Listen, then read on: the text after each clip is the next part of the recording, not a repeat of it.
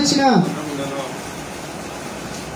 ఫరోను అతని సైన్యాల సముద్రం ముంచివేసిన అరణ్య మార్గాన్ని తన బెదిరి తోడుకుని వచ్చిన గొప్ప రాజుని నతం చేసిన ప్రసిద్ధ రాజుని నతం చేసిన అమ్మోని రాజు సీహోను నతం చేసిన భాషణ రాజయోగిని నతం చేసిన ఆయన వారి దేశం మన స్వాస్థంగా అప్పగించిన తన సేవకుడైన ఇశ్రాయేలు దాని స్వాస్థంగా అప్పగించిన మన దేని దశలో మన జ్ఞాపకం చేసుకున్నాను మన శత్రువు చేతి నుంచి మనం విడిపించిన సమస్త జీవులుగా ఆహారం ఇచ్చిచున్నాడు ఆకాశం మందు దేవుని కృతజ్ఞతాస్తుతులు చెల్లించుడి ఆయన కృప నిరంతరం ఉండును ఆమేన్.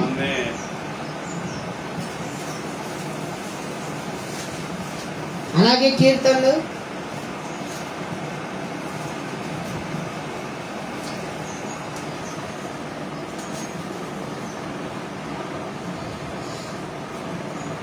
66వ అధ్యాయము ప్రారంభం నుంచి చదువుకుందామని. సర్వలోక నివాసులారా సర్వలోక నివాసులారా దేవుని గురించి సంతోష గీతము పాడుడి. ఆయన నామ ప్రభావము కీర్తించుడి. ఆయనకు ప్రభావము ఆరోపించి ఆయనను స్తోత్రించుడి. ఇలాగా దేవునికి స్తోత్రము చెల్లించుడి. నీ కార్యములు ఎంతో భీకరమైనవి నీ బలాతిశయమును బట్టి నీ శత్రువులు లొంగి నీ యొద్దకు వచ్చెదరు. సర్వలోకము నీకు నమస్కరించి నిన్ను కీర్తించును. నీ నామమును బట్టి నిన్ను కీర్తించును. దేవుని ఆశ్చర్య కార్యములను చూడరండి.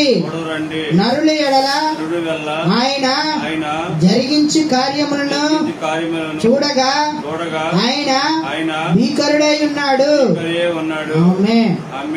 అలాగే ప్రమాణ వచనం చెప్పుకుందామండి. I love only Jesus Christ.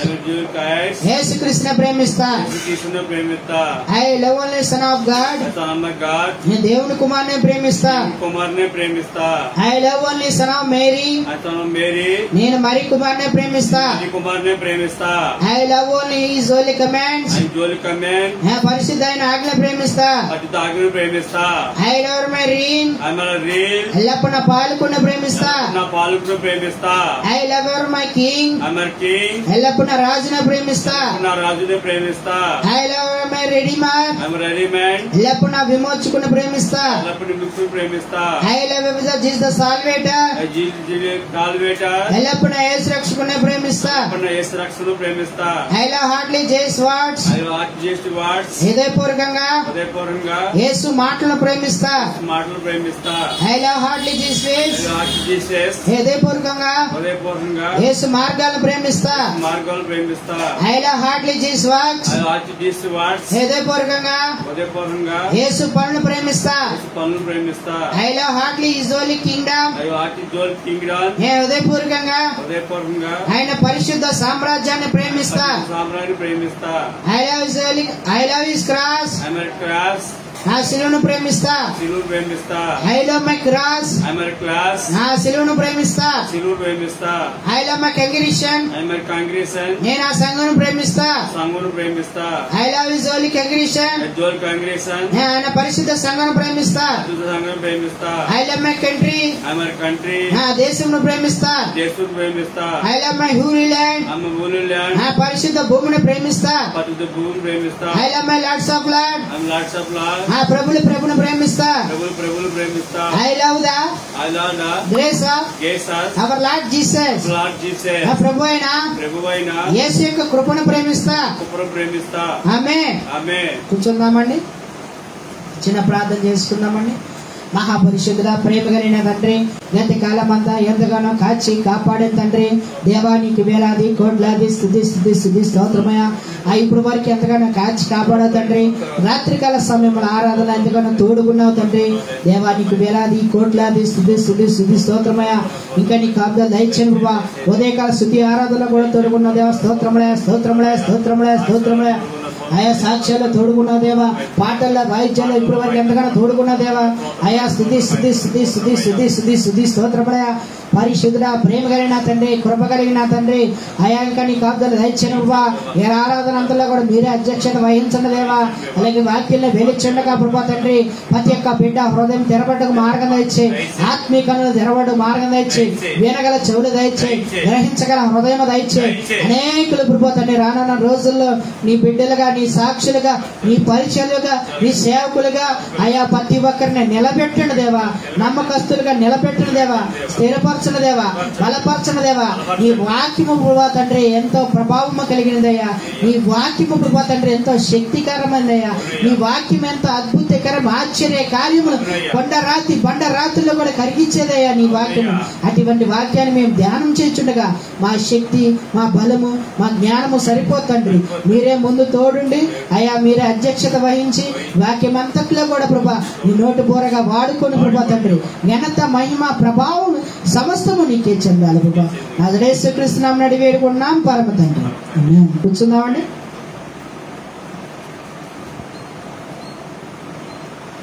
అందరు బాగున్నారండి? బాగుంటే థ్యాంక్ యూ జీసస్ చేద్దాం.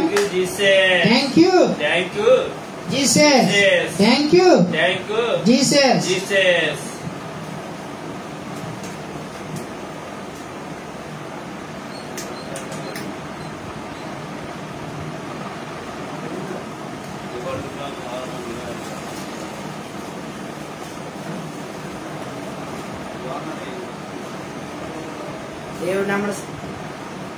దేవుడు నామమునకు స్తోత్రములండి. Thank you Jesus. కీర్తనలు 61వ అధ్యాయము 3వ వచనం అండి. ప్రారంభంగా చదువుకుందామండి. కీర్తన రాసిన గ్రంథము 61వ అధ్యాయము 3వ వచనం. నీవు నాకు ఆశ్రయముగా ఉంటివి, శత్రువుల ఎదుట బలమైన కోటగా ఉంటివి. యుగ యుగములు నేను నీ గుడారంలో నివసించేది నామే, నీ రేఖల చాటున దాక్కుని నామే. Thank you Jesus, thank you Jesus. ఏమన్నారండి ఇక్కడ దావీదు గారు? నాకు ఆశ్రయముగా ఉంటివి, శత్రువుల ఎదుట బలమైన కోటగా ఉంటివి. నీవు నాకు ఆశ్రయముగా ఉంటివి, శత్రువుల ఎదుట బలమైన కోటగా ఉంటుంది. కోట, శత్రువుల ఎదుట కోటగా ఉండడం ఏంటి? కోట అంటే ఏంటండి? అసలు కోట ఉండవలసిన అవసరం ఏంటి? ఈరోజు మన అంశం ఏంటంటే కోట. చాలా సందర్భాల్లో నా కోటము నువ్వే, నా కొండము నువ్వే, అయ్యా నా ఉన్నత దుర్గము నువ్వే, నా ఆశ్రయ దుర్గము నువ్వే అని అన్నా. అసలు కోట, ఈ దుర్గము అంటే ఏంటి? ఆపత్కాలంలో దాని దగ్గరికి ఎందుకు వెళ్ళాలి మనం? అసలు కోట అంటే ఏంటి చెప్పుకుందామండి ఈరోజు. మరి దేవుడికి కలిగి ఉన్న బలాలలో ఈ కోట అనేది కూడా ఒక బలం. ఈ కోట అనేది కూడా ఒక బలం, దేవుడికి కలిగిన కీర్తి, ఘనత, మహిమ అన్నమాట. అయితే కోట అనగానే మనము ఇప్పుడున్న పొజిషన్ బట్టి మనం మాట్లాడుకుందాం. కోట అంటే ఏంటండి? తెలుసా తెలీదా? పూర్వకాలం రాజులు ఎక్కడుండేవారండి? రాజులు ఎక్కడ నివసించేవారు? కోటలో. అవునా? రాజు అయినా సరే పేటలో తిరగాల్సిందే. కోటలో ఉన్న రాజు అయినా సరే పేటలో తిరగాల్సిందే అంటారు. సామెత ఉంది, అవునా కదా? ఎంత రాజు అయినా సరే పేటలో తిరగాల్సిందే, అవునా? ఆకాశంలో తిరగలేక. కోట అంటే ఏంటంటే ఈరోజు మనము మేడలు, మిద్దులు అంటున్నాం, అవునా? గృహాలు. ఈ యొక్క గాలి వస్తే పడిపోతే, ఏమండి, ఈ భూకంపాలు వస్తే పడిపోతాయి. ఆ రోజుల్లో కోట అంటే ఏంటి? గట్టిగా. మళ్ళీ ఇప్పుడు సిమెంట్, రకరకాల సిమెంట్లు వచ్చేసినాయి, అవునా? సువర్ణ అని, జేసీబీ అని, ఇంకా రకరకాలండి. మరి ఆ పేర్లు మనకెందుకులేండి. ఏమంటే రకరకాల సిమెంట్లు ఏమొచ్చినా సరే మరి ఈ కడతంటే 5-6 సంవత్సరాల తర్వాత అసలు సంవత్సరానికి చెప్పలు పడిపోతూ ఉంటాయి, పగిలిపోతూ ఉంటాయి, బీట్లు ఇస్తూ ఉంటాయి, అవునా? మరి పూర్వకాలం రాజులు కోటలు కట్టారే, అవి ఇప్పుడు కూడా ఎంత దృఢంగా ఉన్నాయి. వారు ఎంత టెక్నాలజీ ఆలోచించారు, ఎంతగా అడ్వాన్స్ గా వాళ్ళు ఆలోచించి కట్టారు చూసారండి. కోట అంటే నిజంగా ఇప్పుడు కూడా కొన్ని కోటలు ఉన్నాయి. అవునా? ఆ ఇప్పటికీ చెక్కు చెదరలా. హైదరాబాద్ లో గోల్కొండ కోట ఉంది. అవునా? గోల్కొండ కోట. అవునా? ఇంకా రకరకాలు ఉన్నాయి చెప్పుకొని పోతే చరిత్ర కట్టడాలు. అవునా? మరి నిజంగా చార్మినార్ చూసుకున్నట్టు హైదరాబాద్ లో ఇప్పుడు కూడా అలాగే ఉంది. అవునా కాదా? ఢిల్లీలో మరి అక్కడ తాజ్ మహల్ చూసుకుంటే అది కూడా ఇప్పటికి చక్కగా అలాగే ఉంది. మరి వాళ్ళు ఎంత టెక్నాలజీ, ఎంత అడ్వాన్స్ ఉపయోగించారు. మనం కట్టింది ఈ రోజుల్లో ఉంటుందా? ఉండట్లేదు కదా. కోట అంటే ఏంటంటే మొదటిగా మనం తెలుసుకోవాల్సిన అంశము, కోట అంటే పూర్వకాల రాజులు ఎందుకు ఎత్తైన కోటలు పెట్టుకున్నవారంటే శత్రువు వస్తుంటే చూడడానికి, ఆ మొత్తం కవరప్ అవడం తనకి రాజ్యం అంతా. అక్కడ నుంచుంటే రాజుగారు ఆ ప్రజలు ఎదురుకుండా వచ్చి నుంచుంటే ఆ రాజుగారు మొత్తం చూడగలిగేంత, ఆ రాజుగారి పరిపాలన ఎలా జరుగుతుందని ఆ కోట మీద అక్కడ మేడ మిద్ది మీద నుంచుంటే చూడగలిగినంత చుట్టుపక్కల ప్రదేశాలన్నీ కనపడాయి. ఈ రోజు మనం ఎంత ఎత్తి బిల్డింగ్ కట్టినా చూడగలుగుతున్నామా? ఎందుకని? చుట్టుపక్కల అన్ని బిల్డింగులు పెరిగిపోయినాయి. అవునా? దానివల్ల మనం చూడలేకపోతున్నాం కదా. ఆ రోజుల్లో ఎలాగుండేదంటే రాజుగారు ఒకటే కోట నిర్మించేవారు. ఎందుకంటే ఆ శత్రువులు ఎవరైనా వస్తుంటే ఈయన ముందుగానే గమనించడానికి.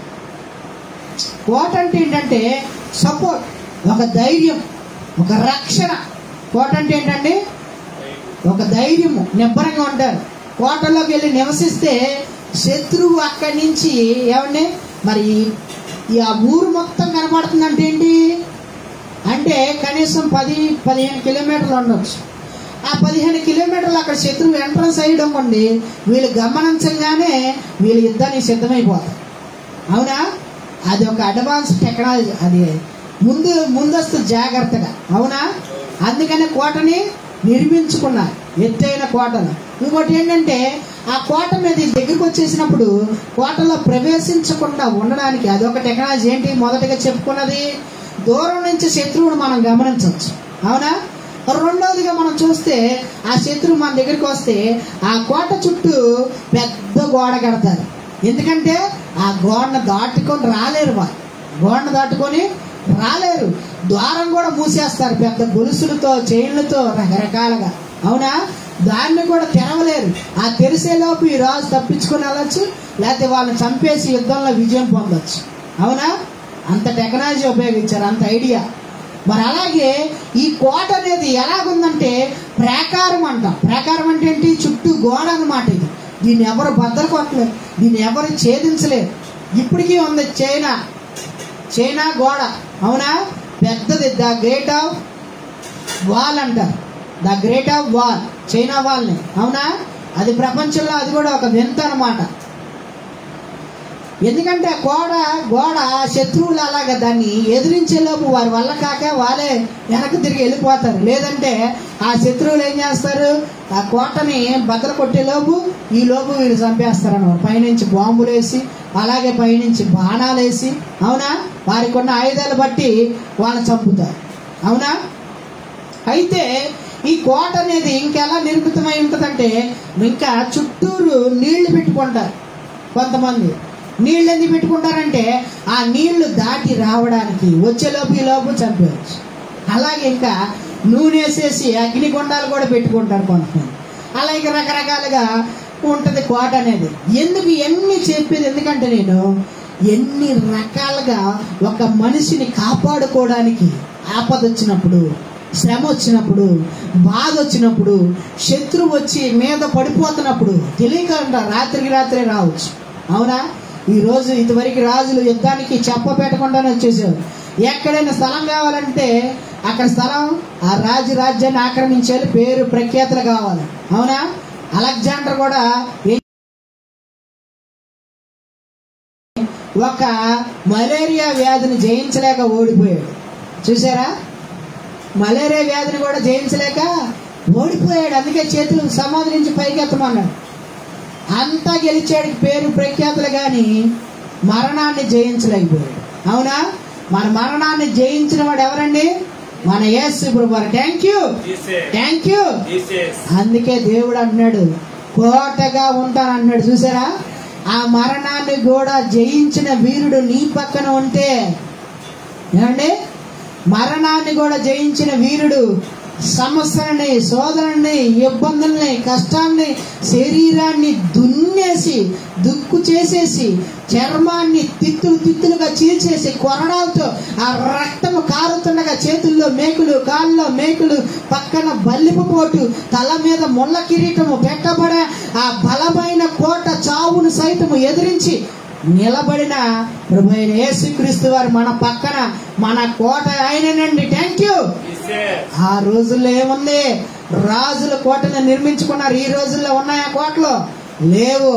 కనీసం గట్టిగా తోస్తేనే గోడ పడిపోతుంది, అవునా కదా? అది పగుళ్ళు ఇస్తేనే, బీట్లు ఇస్తేనే, రాయిచ్చి కొడతనే ఈ రోజు చాలా కెక్కులేన్లు, క్రేన్లు, బుల్రోజర్లు వచ్చేసినాయి, గుద్దుతే వచ్చి వెళ్ళి పడిపోతున్నాయి, అవునా కదా? ఆ రోజుల కన్నా మరి ఈ రోజులు మనకి రక్షణ ఎక్కడ ఉంటుంది? ఈ రోజుల్లో మనం ఎలా కాపాడబడతాం? శత్రువు వచ్చి మన మీద అటాక్ డైరెక్ట్ చేస్తున్నాడా? చేయట్లా. చేతపడి శక్తులు చేస్తున్నాడు కొంతమంది.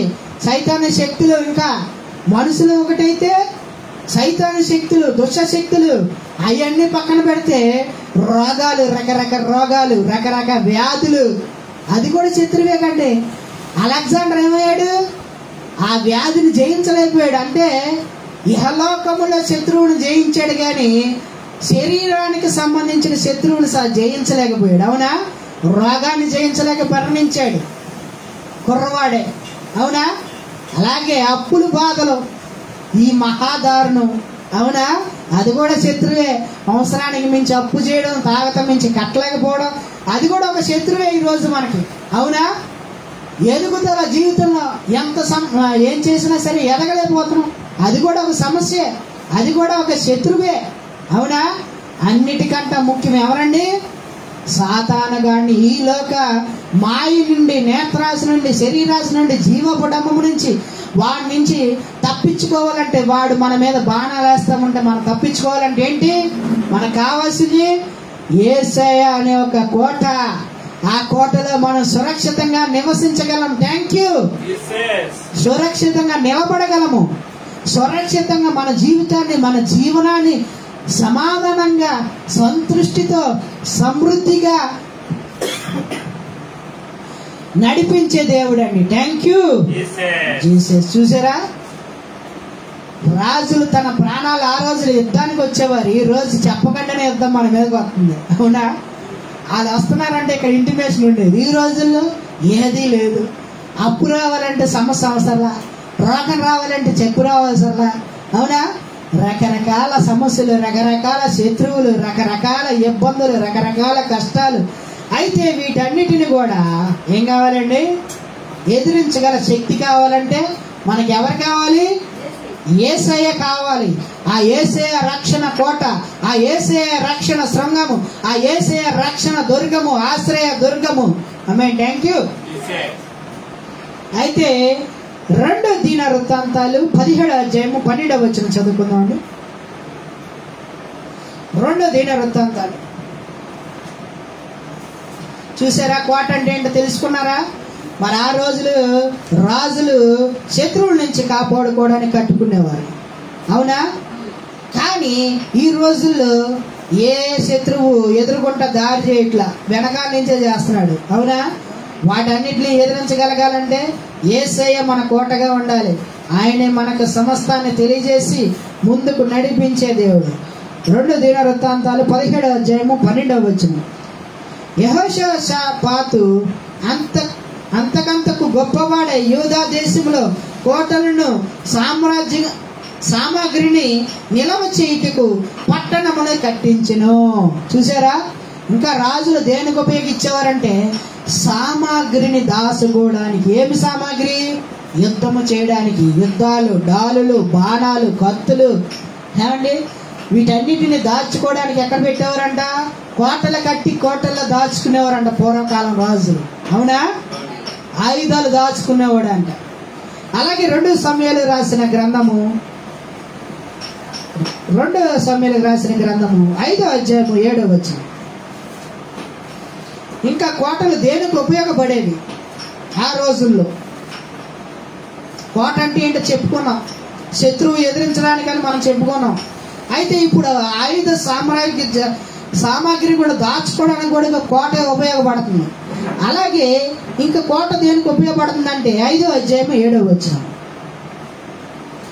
మోయాసీబులు దేశములో నివాసులై ఉండగా రాజును అతని పక్షము వారు యెరూషలేముకు వచ్చిరి. మోయాసీబులు దావీదు లోపలికి రాలేడని తలచి నీవు వచ్చిన ఎడల ఇచ్చటి గుడ్డివారును కుంటివారును నన్ను తోలివేయుదురని దావీదుకు వర్తమానం పంపుడనిరి. ఆయనను దావీదు పురమందు బడిన సియోను కోటను దావీదు స్వాధీనపరచుకొనును. ఆ దినమందు అతడు మోయాసీబుల హతము చేయు వారందరూ నీటి కాలువ పై వెళ్ళి దావీదుకు హేయులే గుడ్డివారిని కుంటివారిని హతము చేయవారని చెప్పిను. అందును బట్టి గుడ్డివారు కుంటివారు ఉన్నారు, అతడు ఇంటిలోకి రాలేడని సామెత పుట్టిను. దావీదు ఆ కోటలో కాపురం ఉండి దానికి దావీదుపురం అనే పేరు పెట్టిను. చూసారండి, ఇందాక నేను చెప్పే కదా, నార్మల్గా మీకు అర్థం కాలని చెప్పా. ఇప్పుడు వాక్యం వచ్చినాడు ఎందుకు చెప్పామంటే శత్రువు అక్కడ వెళ్ళి దాక్కున్నాడు. ఏమన్నాడు? దావీదుకి ఆపోజిట్ వ్యక్తి శత్రువు అక్కడ దాక్కొని మమ్మల్ని చంపడానికి నువ్వు రావలేవు, ఎందుకంటే ఇక్కడ కుంటివారు గుడ్డివారు ఉండాలి, వాళ్ళని అడ్డం పెట్టుకొని మేము బతికేస్తాం అన్నట్టుగా ఇండైరెక్ట్ గా మాట్లాడుతున్నారు. అవునా కదా? మమ్మల్ని దాటాలంటే వాళ్ళని దాటాలి. వాళ్ళలో కూడా మరి దావీదుకి వ్యతిరేకులు కూడా ఉన్నారన్నమాట. అయితే వారిని దాటి రావాలని చెప్పి వీళ్ళు పారిపోయారు. చూసారా? అయితే ఆ కోటను కూడా ఆక్రమించుకొని దావీదు పురమగా చేసుకున్నాడు, దావీదు కోటగా. చూసారండి, మరి నిజంగా రాజులు నివసించడానికి ఉపయోగించే కోట, అలాగే దాక్కోవడానికి కూడా ఉపయోగించే కోట. అవునా? అలాగే ఎస్తేరు రాసిన గ్రంథం 1వ అధ్యాయం 2వ వచనం. ఎస్తేరు రాసిన గ్రంథము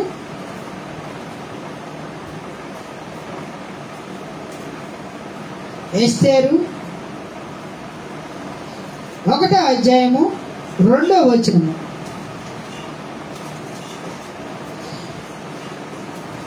ఇక్కడ కూడా కోట ఉంది. 1వ అధ్యాయం 2వ వచనం. ఆ కాలమందు రాజైన అహర్షేరోషుకు షాషాను కోటలో నుండి రాజ్య పరిపాలన చేయుచుండగా. చూసారండి, కోటలో ఏం చేస్తున్నాడంట? రాజ్య పరిపాలన. రాజ్యం ఎలాగుంది, మంచిగా ఉందా లేదా అని పరిపాలన చేస్తున్నారంట. అయితే ఈ రాజు ఆ కోటలో ఏం చేశాడు? విందు చేశాడు అన్నమాట. చూసారా? కోట అనేది దాక్కోవడానికి, కోట అనేది రక్షణగా ఉండడానికి, కోట అనేది అలాగే యుద్ధ సామాగ్రిని దాచుకోవడానికి, అవునా, ఆయుధాలను దాచుకోవడానికి ఈ కోట ఉన్నది అని మనకి ఇక్కడ తెలియబడుతుందండి. అవునా? అయితే ఇప్పుడు కోట అంటే అర్థం ఏంటి? మన బైబిల్ గ్రాంధికంగా, బైబిల్ భాష పరంగా మనకి కోట అంటే ఎవరు ఉండాలి? ఈ రోజుల్లో కోట ఎవరు ఉండాలి? మన ముందుగా ఎవరు ఉండాలి? మనం అన్నిటిలో విజయం పొందాలంటే ఎవరు ఉండాలి? మన యొక్క కంటికి కనపడి సాతాను యొక్క శక్తుల చేత మనం పోరాడబడుతున్నాం ఈ రోజుల్లో. అవునా కాదా? అయితే వాటన్నిటిని కూడా జయించగలడానికి సాతాను కనపడితే పొడి చేస్తాను నేను అనుకోవచ్చు, ఎంత హింస పెడుతున్నాడు. ఏమండి, శత్రువు కనపడితే చంపేస్తాను మనం అనుకోవచ్చు, కానీ కంటికి కనపడని మనకే జరుగుతున్నాయి, వాటితో యుద్ధం చేస్తున్నాం. అయితే మనం కూడా అవి శక్తి కలిగింది ఎంతో కొంత, మనం కూడా ఏం కలిగి ఉండాలి? శక్తి కలిగి ఉండాలి, కవచములు కలిగి ఉండాలి. అవునా? అప్పుడే వాటిని ఎదిరించగలం, వాటి మీద విజయం చేయగలం. అయితే ఏమి కావాలి? 2 సమయాలు 22వ అధ్యాయము 2వ వచనం. 2 సమయాలు రాసిన గ్రంథము 22వ అధ్యాయము 2వ వచనం మనం చదువుకున్నట్టయితే, యెహోవా నా శైలమా, నా కోట, నా రక్షకుడు. Thank you. ఎవరు కావాలండి? యేసయ్య కావాలి. ఆయనే నా రక్షణ. ఉదయం లేచిన కాంచి మనం ఏం చేయాలి? ఆయన నామాన్ని కీర్తించాలి, జయించాలి. అవునా? అప్పుడే జయం అనేది మనకు వస్తుంది ఆయన నామములోని. ఆయన్ని ఇప్పుడు వరకు ఎంతగానో కాచి కాపాడేవాడా, స్తుతులే స్తోత్రములని ఆయన కీర్తించాలి, ఆయన గణపరచాలి. అప్పుడే దేవుడు మనకి ఇంకా ఇంకా ఇంకా రాజుల అభివృద్ధి అయితే కూడా కోట్లు పెరుగుతాయి. అలాగే ఈ రోజుల్లో మనము దేవుడు కాపాడిన కొద్ది ఇంకా మనము ఆయన స్తుతిస్తుంటే ఇంకా మనకి మంచి ఉన్నతమైన స్థాయిలో నిలబెట్టే దేవుడు. Thank you. యెహోవా నా శైలము, నా కోట, నా రక్షకుడు, నా దుర్గము, నేను ఆయన ఆశ్రయించదును, నా కేడము, నా రక్షణ శృంగము, నా ఉన్నత దుర్గము, నా ఆశ్రయ స్థానము, ఆయనే నా రక్షకుడు, బలాత్కారం నుండి నన్ను రక్షించువాడు ఇదేనయ్యా. కీర్తనీయుడైన యెహోవాకు నేను మొరపెట్టి తిని, నా శత్రువు చేతిలోంచి ఆయన నన్ను రక్షించును. ఆమేన్. దేవుడు రక్షణగా ఉండడం వల్ల ఉపయోగం ఏంటి? దేవుడు కోటగా ఉండడం వల్ల ఉపయోగం ఏంటి? కోట అంటే ఏంటి? మరి కనపట్లేదే, నేను దేవుడిని నమ్మానే, దేవుడిని ఆశ్రయించానే, మరి ప్రభు నాకు కనపట్లేదు, కోట శత్రువు వస్తున్నాడు అంటే కంటికి కనపడిన వాటితో మనం యుద్ధం చేస్తాం. అవునా? దేవుడు ఆయనే మన కోట, ఆయన నమ్ముకోవడమే. ఆయన మనకి తెలియకుండానే ఎంతగానో రక్షణ ఇస్తున్నాడు, కాపుదలు ఇస్తున్నాడు. ఏమంటే పండుకొని ఉదయం మొదలుకొని లేచిన దగ్గర నుంచి ఎంతగానో దేవుడు మనల్ని కాచి కాపాడుతున్నాడు, భద్రపరుస్తున్నాడు. అవునా కాదా? అలాగే మనము తెలియకుండానే దేవుడిని అది కావాలి, ఇది కావాలి, ఇది కావాలి, అది కావాలని మనం అడుగుతున్నాం. దేవుడు ఇస్తున్నాడా లేదా? అవునా కాదా?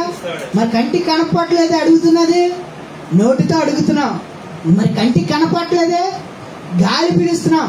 ఏమంటే గాలి లేదు మనం అనొచ్చు అని గాలి పీలుస్తున్నాం. ఆ గాలి లేకపోతే ఏమైంది? తట్టుకుంటాం. ఒక 10 నిమిషాలు ఆపితే తట్టుకోలేము.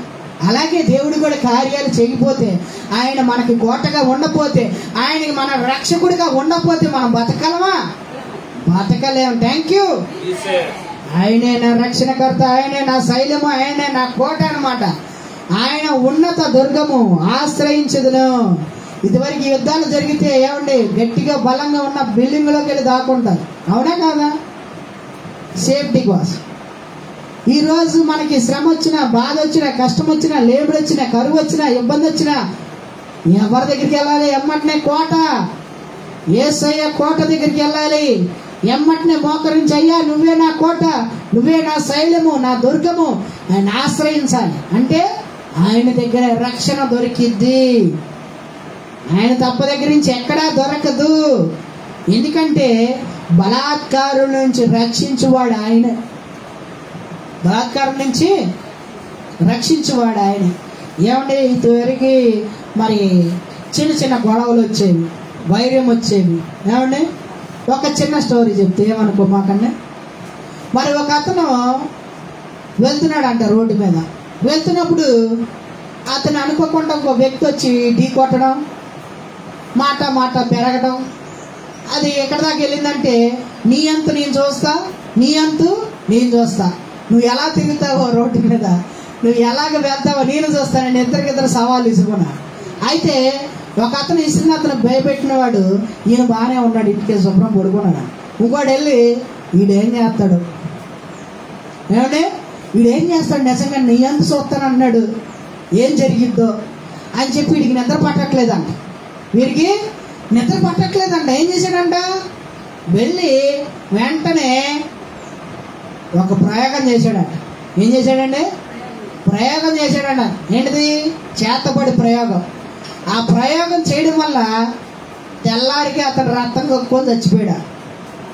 తెల్లారికే నేనేమన్నాడు, బెదిరించడానికి ఊరికినే నీ అంత చూస్తానన్నాడు. ఈయన కూడా ఏమన్నాడు, నీ అంత చూస్తానన్నాడు. ఏమీ లేదు, గుర్తుకున్న దానికి ఇంతవరకు వెళ్ళింది. అవునా?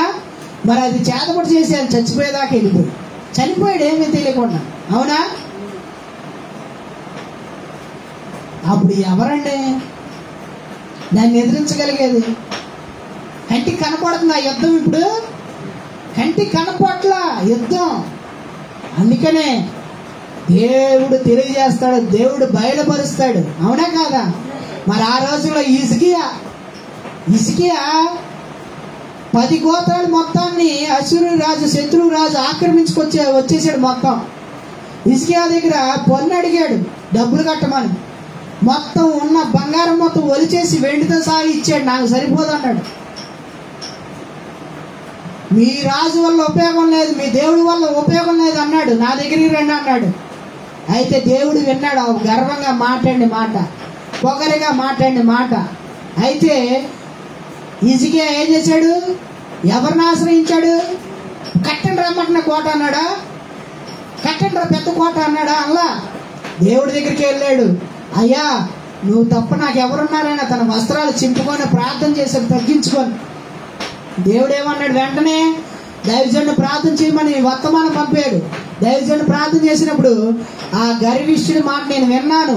అతని గర్వంగా పలికిన మాట, నీ మీద యుద్ధం చేయకుండానే బట్టలు చింపుకొని పిచ్చోడే వెళ్ళిపోయి ఆ రాజ్యాన్ని పరిగెత్తుకొని తన గతితో తాను చంపుకునేట్టు చేస్తాను అన్నాడు. చూసారా? Thank you Jesus. ఆ శత్రు సమూహం అంతా వచ్చేసింది ఊర్లోకి. రాజా మమ్మల్ని చంపడానికేనా నువ్వు ఉన్నది? యుద్ధం చేయవు, పాడు చేయవు, ప్రార్థన ప్రార్థన అంటావు, మాట్లాడితే లెగిస్తే ప్రార్థన అంటావు, కూర్చుంటే ప్రార్థన అంటావు అని మొత్తం తిట్టుకున్నారు రాజ్యం మొత్తం. యుద్ధం చేయొద్దు అన్నాడు, ప్రార్థన చేయమంటున్నాడు. నైట్కి 185,000 మంది దేవుడి యొక్క దూత రావడం వలన కత్తివాత చేత చచ్చిపోయారంతే. నైట్కి నైటే, ఒక్క నిమిషం రెప్పపాటులోనే. చూసారా? ఏదైనా దేవుడు చేయగలడు, దేవుడు సమర్థుడు. అయితే మనం అడగగలగాలి. ఏది చేయలేదా అంటే కనిపించేదా? కనిపించదు. మనం పట్టుదలగా అడగాలి దేవుణ్ణి. దేవుడి ఎదుట మనం నిలబడాలి. నిలబడి ఆ విశ్వాసాన్ని మనం కనబరచాలి. దేవుడు అడిగింది మనం చేయగలగాలి. అప్పుడే దేవుడు మన పట్ల కార్యాలు చేయగలడు. Thank you. నిజంగా మన కాల సమయంలో తుఫాను, లేస్తే తుఫాను, కూర్చుంటే తుఫాను, అంటే తుఫాను, క్షణాన్ని వచ్చేసింది. అవునా? ఒక్క దెబ్బలో దేవుడు మరి ఆ కోటంటి సమయాన్ని మొత్తం ఆపేసాడా లేదా? అది భారీ తుఫాను అని హెచ్చరిక వచ్చేసింది. మనకు కనపడవు ఇలాంటివన్నీ, చిన్న చిన్నయే. దేవుడు ఎన్నో అద్భుతాలు, ఆశ్చర్య కార్యాలు చేసే దేవుడు. Thank you Jesus. అలాగే ఇక్కడ మరి ఆ శత్రువులు వచ్చినప్పుడు దేవుడు ఏం చేశాడు? తన దూతను పంపించాడు. యుద్ధము మనంగా చేసే దేవుడే చేస్తాడు మన పక్షాన. మనం ఆయన్ని ఆశ్రయించాలి, మనం తగ్గింపు కలిగి ఉండాలి. ఆయన దగ్గరికి వెళ్తే ఆయనే మన పక్షాన యుద్ధం చేసి విజయాన్ని ఇచ్చే దేవుడు. ఆయనే కోట. కోట మీదకి వస్తే ఊరుకుండిద్దా కోట? కోటని దాటలేం మనం. అలాగే అన్నిటికైనా ఎత్తైన కోట యేసు ప్రభువు వారు మనకు అండగా, దండగా, ముందుగా, మన తోడుగా ఉంటే ఏమైంది? ఆ కోటని శత్రువు జయించలేడు, దాటలేడు. ఆ కోటకైనా తాళ్ళేసి పైకెక్కచ్చేమో, ఈ కోటను అసలు సాధ్యమే కాదు. Thank you Jesus. దెబ్బకి రాజ్యం అంతా యుద్ధం చేయకుండా కన్నీటి ప్రార్థనతోనే విజయం పొందేశారు. చూసారా? ఎంత అద్భుతం అండి. అలాగే 2 సమయాలు రాసిన గ్రంథం 22:33 దాంట్లోనే, నాకు బలమైన కోటగా ఉన్నాడు, ఆయన తన మార్గము యథార్థవంతులను నడిపించును. చూసారా? ఆయన మనం బలంగా ఉంటాడండి. మనం యుద్ధం చేయవసలు ఆయన మన పక్షాన యుద్ధం చేస్తాడు. అయితే ఆయన ఇంకేం ఉపయోగం ఏంటంట? నడిపిస్తాడు దేవుడు యథార్థవంతులను. నడిపించడం ఏంటి? నేను నేసి నడవడైనా, నా కాళ్ళు లేవా? ఎదగాలి మనం జీవితంలో, ఎదగాలి ఆత్మీయతలో, ఎదగాలి పేరు ప్రఖ్యాతలో, ఎదగాలి నువ్వు దేవుడిలో. అవునా? కన్నపడిన శక్తి కావాలి మనకి. అదే ఏంటిది? యథార్థవంతులను నడిపించే మార్గము.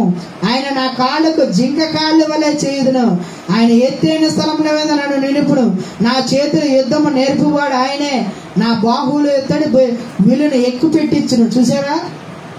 మనం ఎదగాలనుకుంటాం. ఎక్కడ వారమండి? ఒక రోజు వస్త్రాలు ఉన్నాయా, గృహాలు ఉన్నాయా? ఏమండి? కానీ ఏదో సంపాదించాలి, ఏదో ఒకటి చేయాలి, ఏదో ఒకటి దేవుళ్ళో ఎదగాలని మనం ఆశపడినారు. అవునా? దేవుడు ఈరోజు అంచెలంచెలుగా దేవుడు కలిగిస్తున్నాడా లేదా? దేవుడు మన కోరిక తీరుస్తున్నాడా లేదా? అలాగే దేవుడు మన హృదయ వాంఛలు తీర్చే దేవుడు. మనం అనుకుంటాం మంచి పేరు పొందాలని, మనం అనుకుంటాం. ఎవరికోటి చిన్న ఆశ ఉంటుందండి, ఏదో ఒక ఆశ. బంగారం కొనుక్కోవాలో, కారు కొనుక్కోవాలనో, గృహం కొనుక్కోవాలనో, అవునా? లేదంటే నలుగురిలో సన్మానం చేయాలనో, లేదంటే ఇక రకరకాలుగా మంచి చదువుకోవాలనో, ఒక్కొక్కరిది ఒక ఆశయం. అలాగే దేవుడు తమ మనోభిష్టాలను తీర్చే దేవుడా కాదా? తీస్తాడు. Thank you Jesus. ఎవరో దాకా అసలు నా జీవితంలో నేను అడగకుండానే ఈ మర్చిపోయిన వాటిని కూడా దేవుడు తీర్చాడు. Thank you Jesus. ఏంటంటే నా పుట్టినరోజు నేను అందరిని పిలిచి ఘనంగా జరుపుకోవాలని అనుకునేవాడిని చిన్నప్పటి నుంచి. కానీ అంటే అంత డబ్బులు లేవు, ఏమి లేవు. అనుకోకుండా ఒక రోజు నా పుట్టినరోజే కూటమి డేట్ పెట్టించారు. Thank you Jesus. ఎంత సంతోషంగా అనిపించింది. నిజంగా ఎప్పుడు చిన్నప్పటి నుంచి అనుకున్న జరగంది, దేవుడు ఒక సమయంలో దాన్ని మర్చిపోయా, జరగదని. అది జరగదని మర్చిపోయా. ఆ సమయాన్ని కూడా నేను జరగనాట్ల గురించి ఎందుకులే అని దేవుడు దాన్ని ఆటోమేటిక్ గా జరిపించేసే. Thank you Jesus. నా కాళ్ళు జింక కాళ్ళగా ఎత్తైన కోటగా దేవుడు చేస్తాడన్నమాట. అలా వాక్యం జరిగేటప్పుడు డిస్టర్బెన్స్ చేయకూడదు, ఎగతాళిగా చేసేది. అలాగే కీర్తనలు 59వ అధ్యాయము 16, 17 చదువుకుందామండి.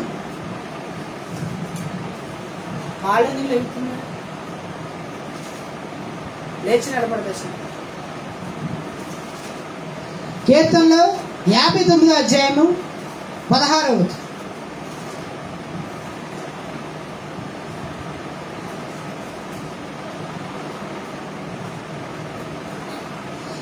నీవు నాకు ఎత్తైన కోటగా ఉన్నావు, ఆపద్దినమున నాకు ఆశ్రయముగా ఉన్నావు.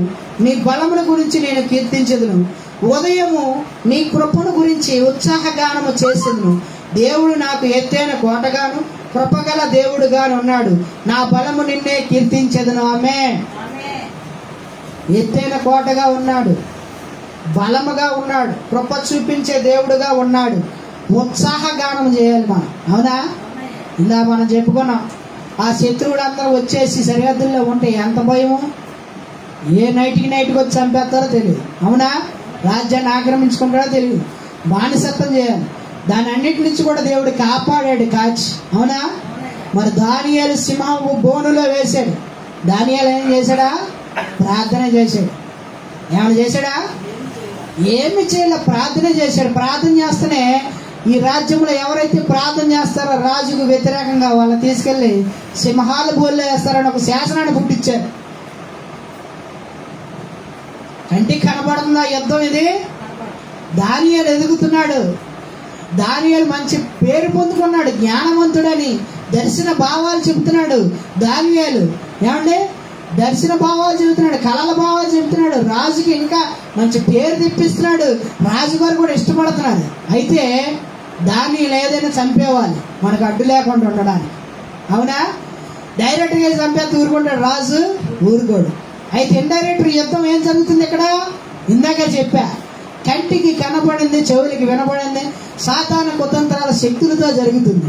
వీళ్ళేం చేశారో ఒక పన్నాగాన్ని పన్ని రాజుకి వ్యతిరేకంగా ఈ రాజ్యంలో చేయకూడదు ప్రార్థన. ఎవరైతే మోకరం చేస్తారో దినాల్లో, ఈ 10 దినాలన వాళ్ళని ఏం చేస్తారంట?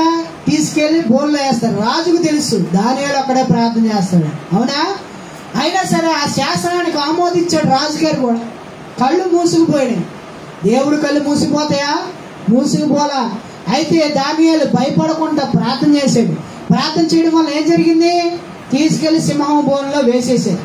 అప్పుడు రాజుగారు బాధపడుతున్నాడు. ఉపయోగం ఉందా? రాజుగారు నిద్ర పట్ల రాత్రంతా. పొద్దున్నే వచ్చేసి దానియేలు నువ్వు సేవిస్తున్న దేవుడు నిన్ను కాపాడును గాక, రక్షించును గాక అనుకుంటూ వచ్చాడు. చూసారా ఎంత ప్రేమ? ఆయన టెన్షన్ వచ్చేసింది నిద్ర పట్ల. కానీ దానియేలు ఏ కోట ఎక్కాడండి? ఏ కోటను ఆశ్రయించాడండి? ఏ కోటలో దాక్కున్నాడండి? ఏ కోటలో దుర్గముగా చేసుకున్నాడండి? దేవుణ్ణి. అవునా? ఆ దేవుణ్ణి ఆశ్రయంగా చేసుకున్నాడు. ఆయనకి ప్రార్థించడం మానలేదు. అక్కడ కూడా ఏం చేశాడు? ప్రార్థనే చేశాడు. ఏం చేశాడండి? ప్రార్థన చేశాడు. ప్రార్థన చేయడం వల్ల సింహాల నోర్లు మూయబడ్డాయి. సింహాల నోర్లు మూయబడ్డాయి. సింహానికి మనిషి కనపడితే దానికి చికెన్ బిర్యానీ అంత ఇది. అవునా? అమాంతాన్ని మింగేయాలని కూడా చూసిద్ది అది. అలాంటప్పుడు మనిషిని మింగలేదు అక్కడ. ప్రార్థన చేశాడు కనుకే, దేవుడు ఆయన కోటగా ఉన్నాడు కనుకే, దేవుడు ఆయన రక్షించాడు కనుకే, నా బలమా యెహోవా నేను కీర్తించేదను, ఉత్సాహగానము చేసేదను. నా బలము నువ్వే, నా శైలము నువ్వే. ఆయన్నే బలంగా ఎంచుకున్నాడు. ప్రార్థన మానాలా? దేవుళ్ళలోకి ముందుకు సాగాడు. దేవుడు అందుకని ఆయన కాచి కాపాడాడు. ఆశ్చర్యం వేసింది. అయితే తర్వాత ఏం జరిగింది? ఎవరైతే ఈ మ్యాప్ ప్లానింగ్ గీసారో వాళ్ళ తీసుకెళ్లి సింహాల బోల్లో పడేశారు. చూసారా? Thank you.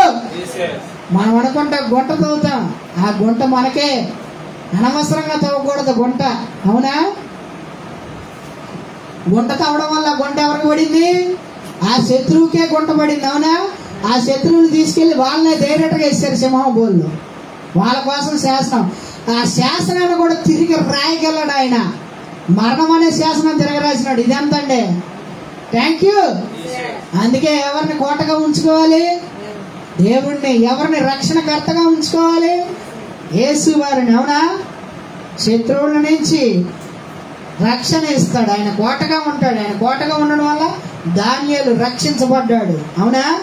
అలా 61:3 నీవు నాకు ఆశ్రయముగా ఉంటివి, శత్రువుల ఎదుట బలమైన కోటగా ఉంటివి, యుగ యుగములు నేను నీ గుడారంలో నివసించదును. చూసారండి? చక్కగా దీర్ఘాయువునిచ్చి దేవుడి యొక్క మందిరములో నివసించేంత దేవుడు శక్తిని, జ్ఞానాన్ని, తెలివిని, ఆయుష్నిచ్చే దేవుడు. అవునా కాదా? నీ రెక్కల చాటున దాక్కొందును. దేవా, నీవు నా మొక్కుబడిని అంగీకరించి ఉన్నావు. నీ నామమందు భయభక్తుల ద్వారా స్వాస్థ్యమును నాకు అనుగ్రహించి ఉన్నావు. రాజులకు దీర్ఘాయువు కలగజేయుదుగాక. ఆయన కోటగా ఉంచుకుంటే దీర్ఘాయువుని ఇస్తాడు. దానియేలు ఏమంటే యుక్త వయసులో చనిపోయేవాడా? అక్కడ సింహం బోన్లో వేసినప్పుడు అనవసరంగా పేరు ప్రఖ్యాత పొందినప్పుడు, మరి ఎప్పుడైతే ఆ బోన్ నుంచి బయటకు వచ్చాడో ఆ పదవి కూడా రెట్టింపుగా డబల్గా పెరిగింది.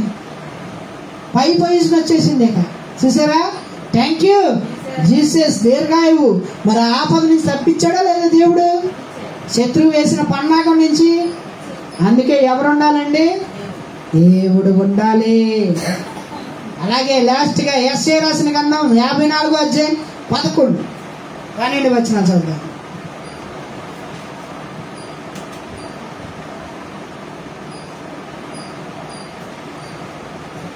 54:11-12 వచనాలు చదువుతాము.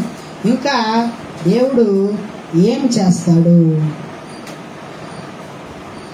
ప్రయాసపడి గాలివాన చేత కొట్టుబడి ఆదరణ లేక ఉన్నదానా, నేను నీ నీలాంజనములతో నీ కట్టడములను కట్టుదును, నీలములతో నీ పునాదులు వేయుదును, మాణిక్యములతో నీ కోట గుమ్మములను, సూర్యకాంతములతో నీ గుమ్మములను కట్టుదును, ప్రశస్తమైన రత్నములతో నీకు సరిహద్దులు ఏర్పరచుదును. నీ పిల్లలందరూ యెహోవా చేత ఉపదేశము నొందుదురు, నీ పిల్లలకు అధిక విశ్రాంతి కలగజేయుదును. నీవు నీతిగల దానివై స్థాపించబడుదువు, నీవు భయపడక్కర్లేదు. బాధించు వారు నీకు దూరముగా ఉన్నది రామ్మే, నీతి నీకు దూరముగా ఉండును, అది నీకు దగ్గరకు రానే రాదు. జనుల గుంపు కూడి వారు నా వలన కూడరు, నీకు విరోధముగా కూడిన వారు నీ పక్షము బారగుదు రామ్మే. చూసారా? వ్యతిరేకంగా కూడిన వారు నీ పక్షమునే మిత్రులుగా అవుతారంట. శత్రువులు కూడా మిత్రులుగా చేసే దేవుడు. పిల్లలు కూడా దేవుడి యొక్క వాక్యాన్ని బోధిస్తే వాళ్ళు కూడా దేవుడి యొక్క అభ్యాసంలో పెరిగి వాళ్ళు కూడా తల్లిదండ్రులు గౌరవించి అందరూ సంతోషంగా క్షేమంగా కలిసి ఉండేటట్టు చేసే దేవుడు. Thank you Jesus. ప్రార్థన చేసుకుందామంటే అందుకని ఎవరిని ఆశ్రయించాలి? ఎవరిని మనము అడగాలి? ఎవరిని మనము ముందుగా పెట్టుకోవాలి? దావీదు ఎక్కడికి వెళ్ళినా సరే దేవుణ్ణి ముందుగా పెట్టుకునేవాడు. దావీదు ఎక్కడికి వెళ్ళినా సరే దేవుణ్ణి కీర్తించేవాడు. ప్రార్థన చేద్దామండి. దావీదు మరి గొలియాతుని ఎదిరించాడంటే అది పెద్ద కోట. ఆ కోటను కూడా ఎదిరించగలిగే మన ప్రభు అయిన దేవాది దేవుణ్ణి అడిగాడు. ఆ గొలియాత్ అనే సమస్యను కూడా చిన్న గులకరాయితో దేవుడు ఒక్క యుద్ధం చేశాడు. అంతే. నుదుటి మీద కొడితే దెబ్బకి ఎక్కడ కొట్టాలో అక్కడ మనకు తెలియదండి. ఏ సమస్య, ఏ బాధ, ఏ వ్యాధి ఎక్కడ కొట్టాలో నాకు తెలియదు. ఆ గురి నేర్పించే దేవుడు ఆయనే. నీ పక్షమున యుద్ధము చేయవాడు, నీ వేళ్లకి యుద్ధము నేర్పువాడు, నీ బాహుబలాన్ని బలము కలగజేయవాడు. బాలుడు విసిరితే ఎక్కడికి వెళ్ళిద్దండి రాయ, బాలుడు విసిరితే ఎక్కడికి వెళ్తాను రాయ. ఆ కరెక్ట్ గా గురి ఎత్తుకి వెళ్ళేట్టు చేశాడు దేవుడు. Thank you Jesus. అయ్యా మా శక్తి కాదు ప్రభా, మా బలము కాదు ప్రభా, మా అధికారము కాదు ప్రభా. నువ్వే మా కోట, నువ్వే మా శైలము, నువ్వే మా రక్షణ. దేవాది దేవ, నా బలము నువ్వేనయ్యా, నా శక్తి నువ్వేనయ్యా, నా జ్ఞానము నువ్వేనయ్యా, నా బలము, తెలివి, జ్ఞానము, శక్తి అంతా నువ్వేనయ్యా. అయా రోజు దావీదుకి యుద్ధం నేర్పించిన దేవుడు అయ్యా. చిన్న పిల్లవాడు ఇసిరితే కనీసం ఇక్కడి నుంచి ఇక్కడ కూడా పడదయ్యా. నిజంగా ఆ శత్రువు అంత దూరంలో ఉన్న శత్రువుకి వెళ్ళేట్టు చేసే దేవా. ఆ జ్ఞానాన్ని ఇచ్చిన దేవుడు అయ్యా, బలాన్ని ఇచ్చే దేవుడు అయ్యా, నా కోటగా ఉన్న దేవుడు అయ్యా. దావీదుని మరి ఎన్నో ఆపదల నుంచి తప్పించిన వాడు అయ్యా, కోటగా ఉండి యుద్ధంలో విజయాన్ని ఇచ్చే దేవా. అటువంటి హృదయం, అటువంటి కాపుదల మాకు దయచేయవా. మా కోటగా ఉండయా, మా శక్తినివే, బలాన్నివే, తెలియనివే ప్రభా తండ్రి. ఈ రోజుల్లో చాలా జరుగుతున్నాయి తండ్రి యుద్ధాలు. అటన్నిటి నుంచి యుద్ధాలు జయించగల శక్తిని దయచేయవా, బలమును దయచేయవా. మా కోటగా నేను ముందుగా పెట్టుకున్న హృదయాన్ని మాకు దయచే, నేను కీర్తించే హృదయాన్ని దయచే, నీ కృతజ్ఞతాస్థుతులు చెల్లించే హృదయాన్ని మాకు దయచే అయ్యా. నీ నామాన్ని ప్రకటించే బిడ్డలుగా దయచేయవా అయ్యా. నిన్ను ప్రభా తండ్రి సువార్తను ప్రకటించే బిడ్డలుగా దయచేయవా, శక్తిని దయచేయవా, బలమును దయచేయవా. మా కోటగా ముందుండయా అయ్యా. మా పిల్లలు మాకు కూడా ప్రభా నీ వాక్యాన్ని మేము బోధించే హృదయాన్ని మాకు దయచే, వాళ్ళు కూడా అంగీకరించే హృదయాన్ని మాకు దయచే అయ్యా. ప్రభా దీర్ఘాయు దయచే ప్రభా అయా. జీవిత కాలం అంతా వృద్ధాప్యంలో కూడా చిగురు పెట్టించండి దేవా అయా. ప్రభా తండ్రి శత్రువు విసిరే బాణముకైనా అయా దేనికైనా సరే వాటిని ఎదిరించగల శక్తిని దయచి మా కోటము నీవే, మా కొండము నీవే అయా. ప్రభా తండ్రి నన్ను చూసిన దేవుడు అయ్యా, నన్ను కాపాడిన దేవుడు అయ్యా. ఇంకా నీ కాపుదల దయచేయవా, రక్షణ దయచేయవా. కొంచెం ప్రార్థన చేసుకోండి, ఎవరికైనా ప్రార్థన చేసుకోండి. నా కొండము కోటమైన శక్తి ఆయా ప్రతి ఒక్క విషయంలో కుటుంబ సమస్యలు, ఆరోగ్య సమస్యలు, ఆయా సేవ విషయంలో కట్టండి మందిరాలు సేవ నుంచి ఆశ్రయించండి ఆయా శక్తిని తప్పుడు పొరపాటు కూడా క్షమించండి. ఆయనక నీకు రక్షణ దయచండి బా, నీకు ఆదరణ దయచండి బా. తెలిసి తెలియక పొరపాట్లు ప్రభా క్షమించండి అయ్యా. ప్రభా తండ్రి అయ్యా, ఇంతవరకు నువ్వు ఇచ్చిన కోట, రక్షణ, ఆదరణ, కాపుదలు మాకు తెలిసి తెలియక నిర్లక్ష్యం చేస్తే తప్పనే క్షమించా. ఇకనైనా నిన్ను గణపరిచి కీర్తించే బిడ్డలుగా స్థిరపరిచా, సిద్ధపరిచా.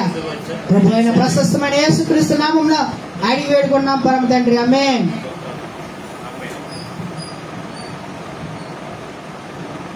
పరలోకమున్న ప్రభు తండ్రి, నీ నామం పరిశుద్ధిగా, నీ రాజ్యం మాకు వచ్చి, నీ చిత్త పరలోక నెరవేరు, భూమి మీద కూడా నెరవేరింది. మనదే అన్నాడు మాకు దయచి, మా రుణం మేము క్షమించిన ప్రకారం మా రుణం కూడా క్షమించదేవా. విశ్వ సాధన పడిపోకుండా తప్పించదేవా. రాజ్యము, శక్తి, మహిమ, ఘనత, ప్రభావం సమస్తము నీకే చెందుతా. నజరేసు కృష్ణ నామమున వేడుకున్నాం తండ్రి. బ్లెస్ మహారాజ్, దావీదు కుమార్, ప్రభుల ప్రభులు, యేసురాజు, యేసురాజు, క్రీస్తు మీ అందరికి పేరు పేరు వందనాలండి. దేవుడే మనకి ఆశ్రయ కోటగాను, మన రక్షణ సంఘమును, మనకు మన పిల్లల తరానికి అందరికి, మనకును ఇరుగు పొరుగు వారికి, కేంద్ర స్థలానికి, పట్టణానికి, గ్రామానికి సదాకాలము తోడై ఉండునుగాక. ఆమేన్.